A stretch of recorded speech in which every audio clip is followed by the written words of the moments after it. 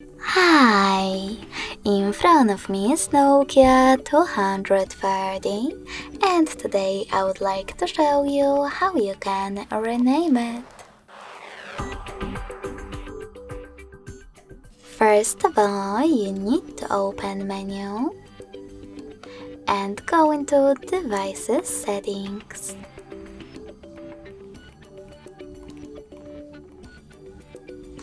In them, choose Connectivity, Access Bluetooth, and scroll all the way down.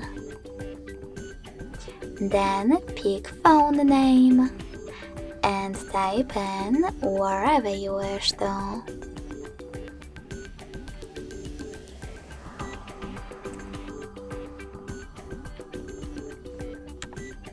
When you're ready, just click on OK.